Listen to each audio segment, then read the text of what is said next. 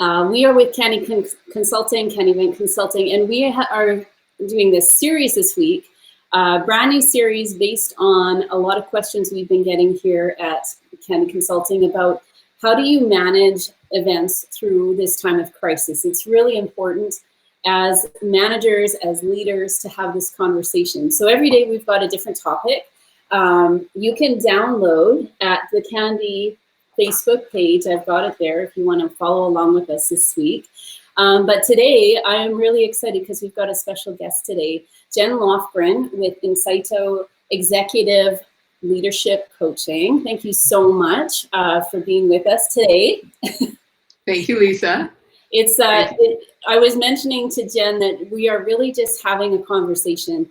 Again, we are getting a lot of emails, a lot of texts from not just our clients, but a lot of people that we're surrounded by on how do we actually manage through this time of crisis. And in the context of your events and your promotions that you're trying to run through your businesses, organizations, volunteer teams, all that good stuff. So we're really excited to have this conversation and have your leadership background and experience with us, Jenn, too. So thanks for coming. This is awesome.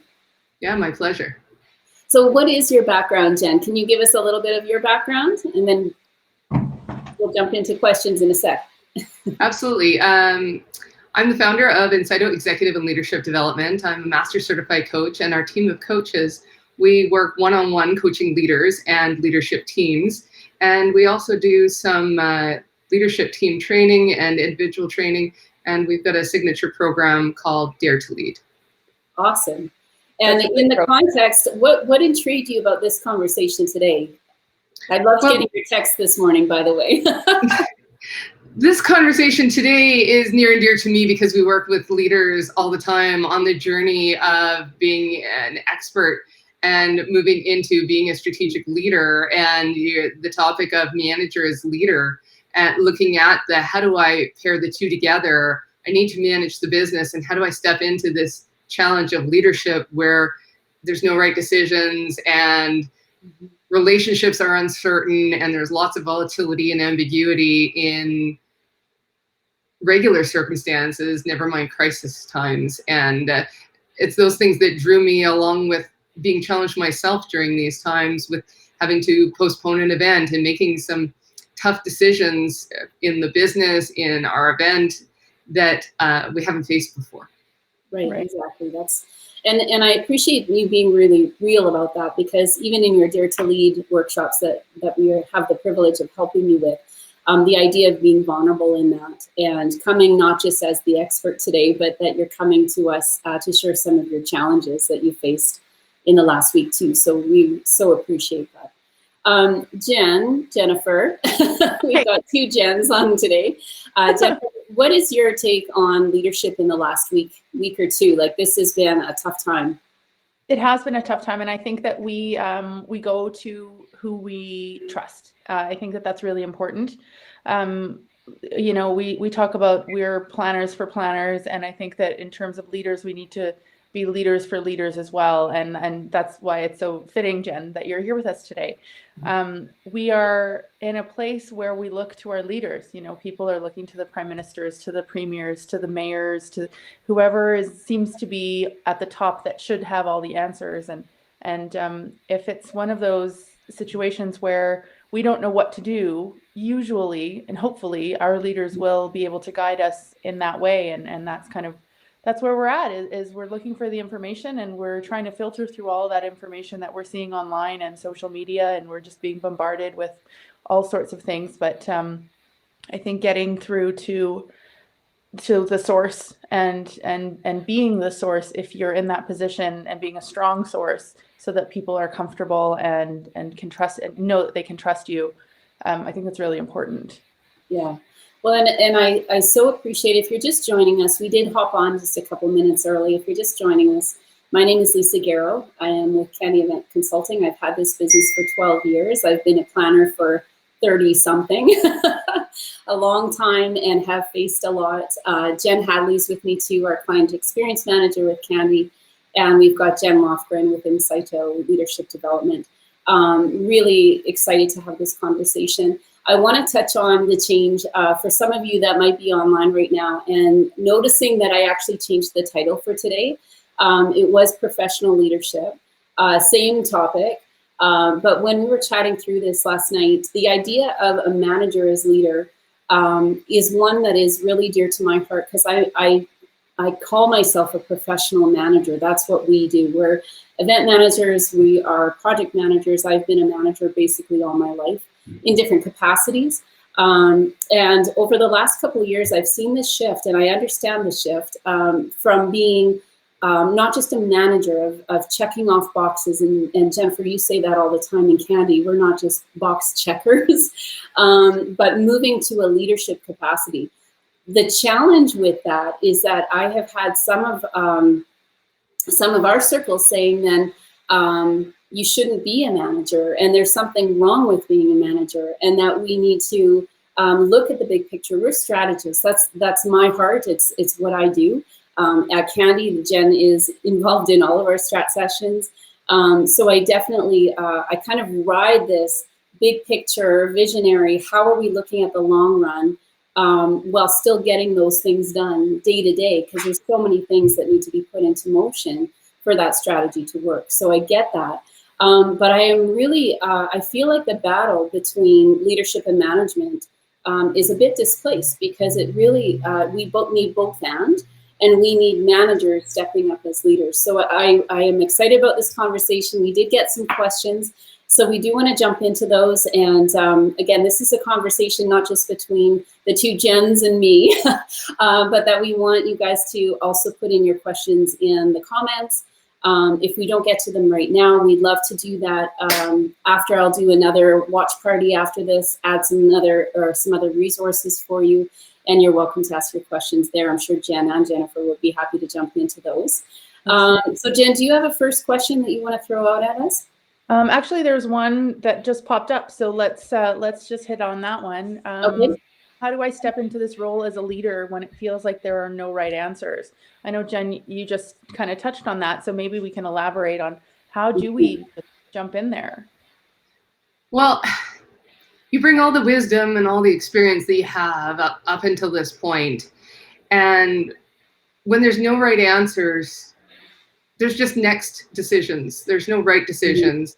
Trusting that you've got that background, that experience, and also the intuition to make well thought out decisions. And to pair that with taking a deep breath, to pausing for a moment, for 3 seconds, for 5 seconds, or sometimes 20 minutes, and if you can, sometimes overnight. In the context of the decision, totally depends on whether or not you can step back and take one breath or hold it for an hour or an overnight. And to then step back and make a conscious choice rather than a reactive choice. And then step into the vulnerability of it may not be the right decision, but it's a decision that you've never faced before, that maybe no one has ever made before. And you can always make a next choice, a next decision after you learn from that first decision what the outcome is, and use that as new information to refine and keep making next decisions. So there's no wrong decisions, there's just next decisions. Right. And I think also, just to add to that, there are some that we live in this world of instant answers, and if you don't answer me right now, then people, their backside brain is thinking, what if she doesn't answer? What am I going to do? And then they start to panic, right? So we're also, as leaders, challenged to make sure that our teams and our colleagues and our clients are sitting comfortably, knowing that, yes, we've got you, we've heard you, and we're trying to figure it out before we just blurt out whatever is on top of our head, right? Because that's what happens is the panic sets in, and it's, when you're texting and there's those 3 dots that, somebody's waiting and wanting to respond, but that's not necessarily a need right away, especially with information changing by the minute here with all of what's going on right now. So I think you're right, giving it some time and taking a breath and stepping back and looking at the whole picture instead of just the right now what. And Jen, it's just taking that one deep breath. Just one, it's not the 5, there's no technique. You could add all these techniques, but if all we do is just take one deep breath, it dramatically changes our ability to make effective decisions, even though there's no right decision. Right. And to that, I think the really cool thing about that is understanding too that there's a rhythm to it. As much as it feels like everything has to be made, every decision has to be made at once. When you take that breath, how you feel like you lean into the next one. Just like what you're saying, Jen, when we don't know the whole picture, but we can take the next step. And it's a way also that for myself too, I used to really need to know or want to know what's coming up. I really felt uncomfortable if I didn't know sort of the 10 steps next. But this idea of taking the next step, you can pivot a lot easier that way as well. Because if not even if that decision isn't working, it's not necessarily about that. It's about how in that moment you've made that decision and now you've got more information to apply to the next step. Just like you're saying, I think that that's something that as planners we come to it, and we see this in the industry all the time, and I know I've grown up in this, where because we almost feed on being the expert, having the answer. Mm-hmm. So there is a humility, maybe that's the wrong word, but for us to, you talk about that a lot in the Dare to Lead as well, where when you're giving your workshop, it's about being vulnerable and saying, maybe I need some time. Maybe I just need to take a breath. Maybe I need a timeout to process or to dig back into my experience and my knowledge, and then apply that to what, maybe some suggestions. Let's put it on the table. The other part to that, and Jennifer and I talked about this yesterday a little bit, just in prepping for today, where bringing our teams into it can also feel like a humbling experience. Because if we're truly supposed to be the leader, why are we asking our teams for advice or for ideas? And it almost feels like a weakness. Jennifer, have you experienced that before?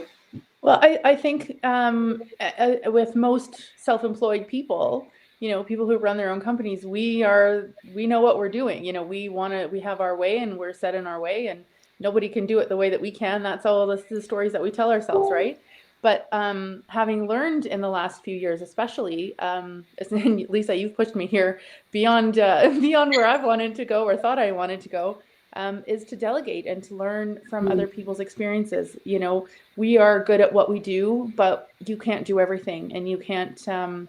You can only rely on yourself until you get to that point where there's what's next, right? Mm-hmm. So people that you work with, the rest of our team, there are certain clients that some of our team members are working on that we don't necessarily know, the exact conversations that they're having. So their input is actually really important, because then it makes the whole project, the whole team cohesive, as we all know what's going on collectively now. So sharing information is really important. Sharing expertise is really important. There was, what's the book? There's a book where there's 10,000, you have to spend 10,000 hours doing something before you can be an expert in it. Who wrote Jen, that? You know that one? That's Malcolm Gladwell, yes. Outliers. Right. So that's exactly right. If not everybody's spending 10,000 hours doing strategy, not everyone's spending 10,000 hours doing event planning, not everyone's doing it in leadership. So we lean to our leaders and we lean to our community for the people that are experts in that area and that know what to do. The medical commissioner right now, I'm not going to pretend to know half of what she knows. So that's why we lean on her for her information and her leadership. So I think there's a lot to be said about sharing information and being on a team of people who are able to and want to give. What do you see, Jen? What do you see when you're coaching leaders? Do you find that there are some barriers there for them to allow their teams into conversations or in solutions? I do, and I see three common barriers. One of the things you mentioned already, Jennifer, is about that being right. I've been the expert until this point, and I'm in my role because I'm an expert. I'm leading others because of the great results I've been able to achieve, because I've always had the knowledge. I've always been right. And now when I don't know, I feel like I'm failing my team if I'm saying I don't know, or I'm asking them for their expertise, and I can get caught up in I'm not good enough if I don't have the answers, where there might not be right answers.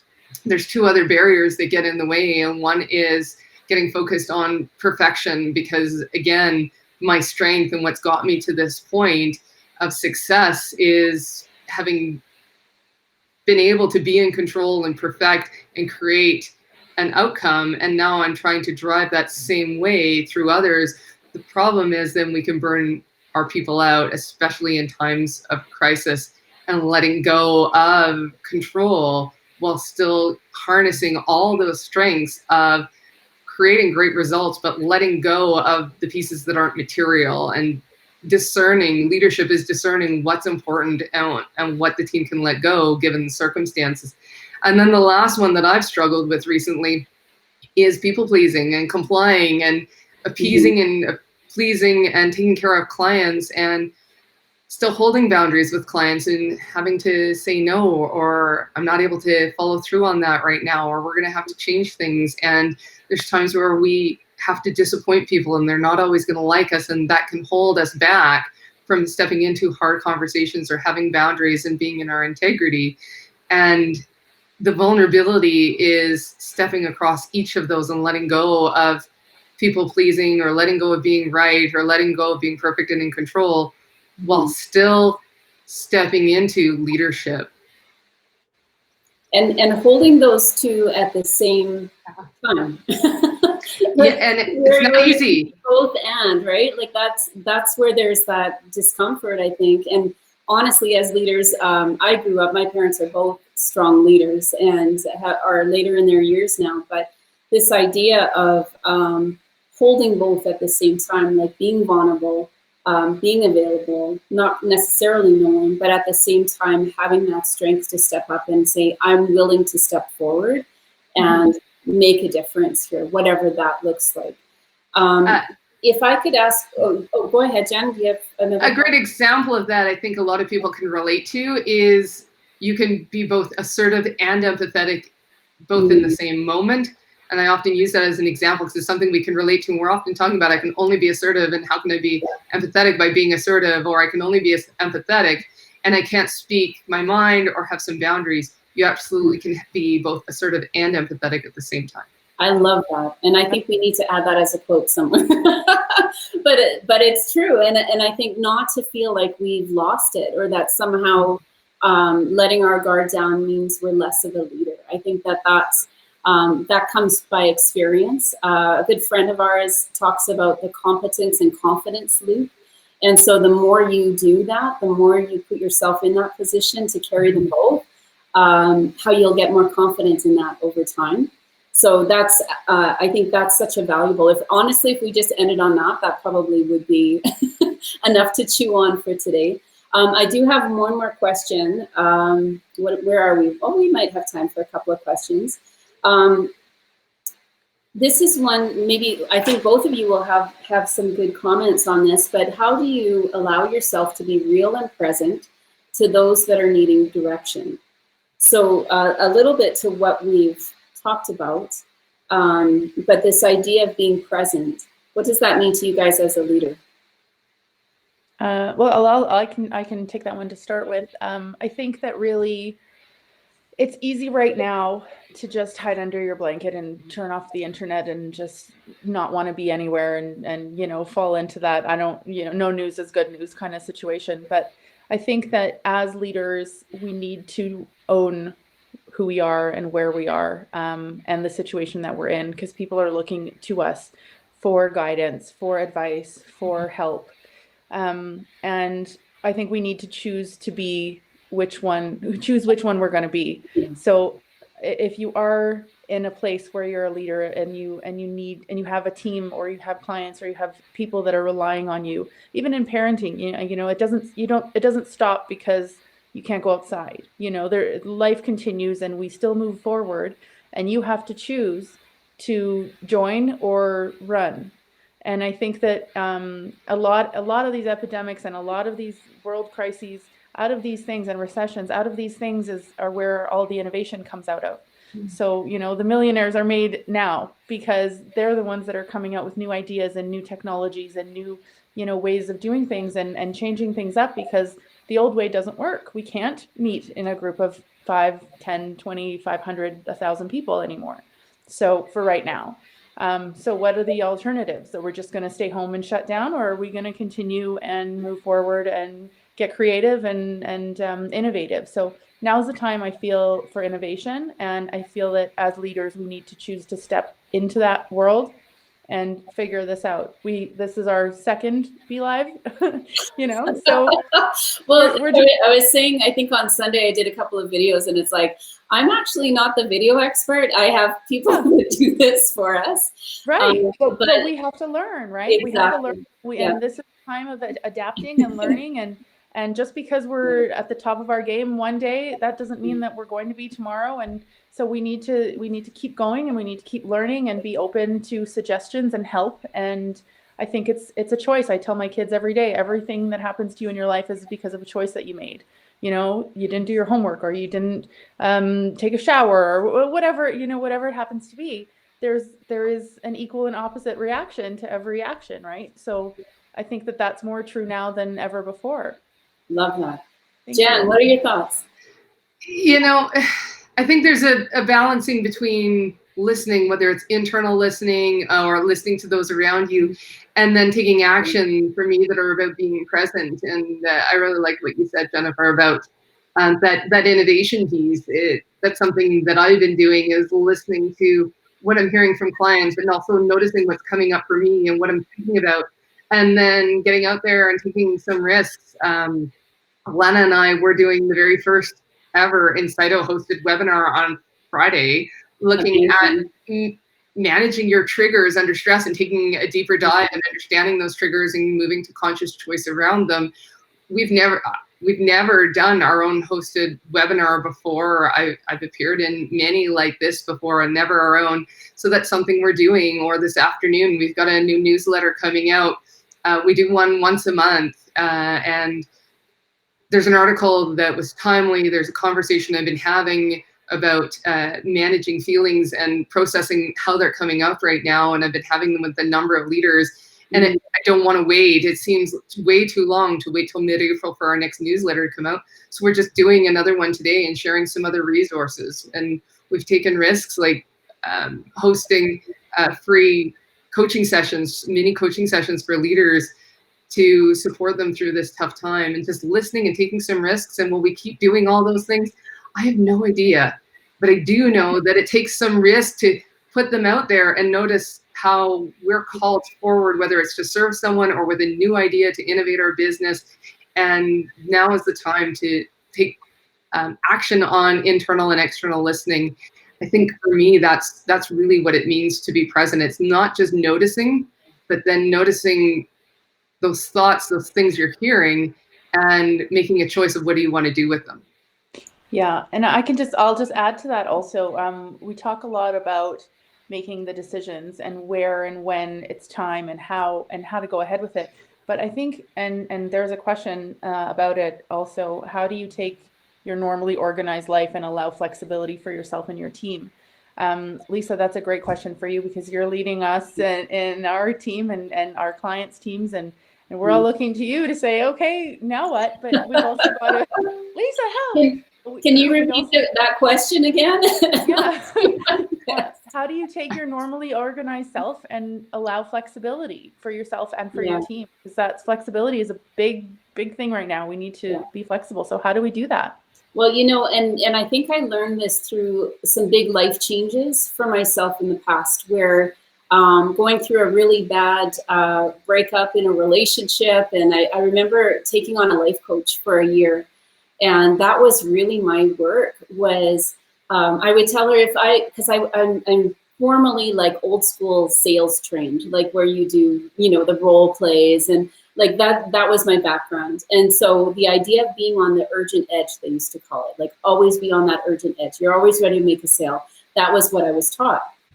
So when I was going through crisis, I actually turned up the heat with the controllingness or with the having to be perfect and dressing up perfectly every single day. And I would tell people that some of my associates, I would say, I'm fine as long as you don't ask me how I'm doing. So just take that. I've got to make a living. I had to feed my children. There's all those pieces, right? I would say to my life coach, if I let any of this go, all the seams are going to break loose and everything's going to fall apart.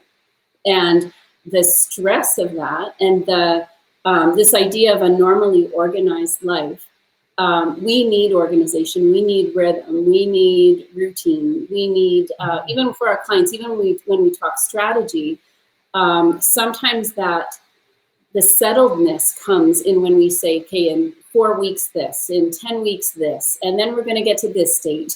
And that's the beauty of events, right? Mm-hmm. Where we can kind of put a bit of a plan in place. But the cool thing is, and I think taking this to the next level of leadership is when we have, it's sort of flexibility, but it's a freedom to say, I think Jen, you've mentioned or touched on this already, but this freedom to say, I'm going to let go just a little. And sometimes, in some cases, I'm going to let go completely. But what starts to happen, and what I found for myself personally, there were people in my life that came in and picked up the shovel and would start shoveling for me. They would start digging that hole because I didn't have the strength, I didn't have the know-how or whatever it was at that time. And I started to see when I actually let go, not only did the seams not come loose, but in that act of letting go of the reins a little bit, how people filled in the blanks better than I ever could. And I started to understand the value of the resources, not just the resources, because that sounds a bit like, well, we're going to apply this resource to that problem, and it's very cold sounding. But this idea of there's people with gifts and talents and the desire to help all around us. And honestly, if I could just put a shout out to Angels Cafe, if you're not in Calgary, and if you ever visit, Angels Cafe is this beautiful little cafe right by the Bow River. And with them having to shut their doors, how just in the last week, they're now opening the opportunity to do deliveries in the area to a lot of their patrons, people that would come in the cafe. That is the meal they get.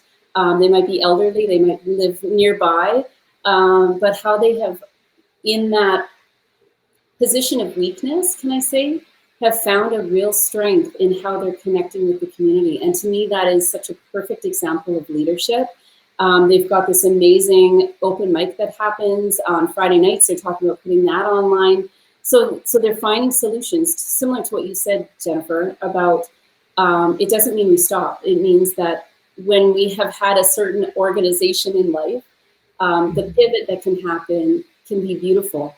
Not just for our own lives, but for the people around us, where we actually start to see the gifts and the talents and how they put them to work. So I love that. I just want to have a deep breath on that one, Jen, because it's like, I love that space. When I think I said also on one of my videos on Sunday, I'm not the extrovert in the sense of wanting to have people around me all the time. But when I start to see community working, that to me is so energizing. What are your thoughts? We have like 2 minutes. I'll extend a couple more minutes just so you guys can chime in. Jen? Go ahead. You know, it's exactly what you said. It happens is when we let go. It's amazing that we make room for not only others to step up, but sometimes our strengths shine brighter and have a bigger impact when we let go of all the messages and who we think we're supposed to be and how we think we're supposed to show up. And when we let go of those, not only does it make room, like you saw show up in how others were able to step up. They were always there. They always wanted to, and they didn't know how until you made room for them. I imagine also you became more effective with your own strengths in that time, in your own letting go. And I think that's the beauty, is not only do you have the ability to allow others in, but you also become your best in those moments. Yeah, I love that. And Jennifer, you and I talked about this yesterday a little bit too. What are your thoughts? Yeah, I think that you're both dead on. And that's hard as a leader, you know, that we like we mentioned already. It's hard to just say, okay, this isn't my strength. Someone else could or should do it. And I think especially at Candy, we've been really lucky to get to know some really great outside people that have been contracting with us and have been helping us do all that. I can do social media, but I'm not the best at it. And I know that. I can do it. I don't have the time. So hiring somebody or bringing somebody in that can help with that. And we've got an excellent team member, Michaela, who just started with us, and she just took the ground running and hit the ground running. And it's just, we're just throwing things at her, and she's just, people are wanting, like you said, Jen, to pick it up. They're wanting to help. They're wanting to be available.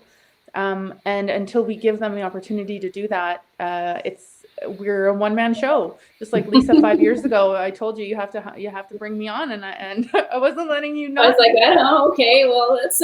When do we start, right? And an encouragement to that, Jennifer. I think an encouragement to everybody out there that if you are truly leading teams, test it, like try it out, and understand. Not everyone. Sorry, go ahead. No, I was just going to say, and understand that there's a gift in it. Yeah, and not everyone is going to be able to handle that, and not everyone is going to be able to step up the way that you want or whatever, but they might bring something else that you didn't know you wanted. They might bring something else that you realize, oh, this is actually great. Yeah. Thank you for that. And because we don't all have all the answers. So I think that the vulnerability that we talk about and dropping the ego and everyone with their peacock feathers up, they're just kind of, starting to take them down and saying, okay, we're a team, we're a community, and let's do this together, just like the whole world is doing right now, staying in and helping each other and buying groceries and delivering things and dropping things off. And I think that that's really showing in today's world more than ever. So I think that that's really great. Awesome. Any last thought, Jen? Lisa, I speaking of gifts, I want to leave everyone with one resource that they could use to help them with their own leadership development. Actually, now that I think of it too, one we've talked about is Brene Brown's book, Dare to Lead.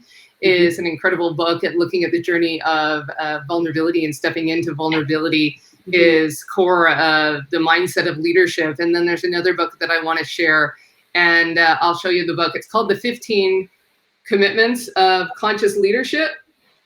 Awesome. I haven't read this one. This one's written by Jim Dethmer, Diana Chapman, and Kaylee Warner-Klemp, and it looks at all the different components of being both a manager and a leader that we talked about today. And it's a book that I use as a regular resource for myself as an executive coach. So I recommend that anybody that these comments from us hit home with today would benefit from diving into this book, because I know now is the time that you're not able to get out and do your own leadership development and courses and so on. So here's a really great resource that there's tons of different things that are tangible that you can start doing now to help you become a more effective leader.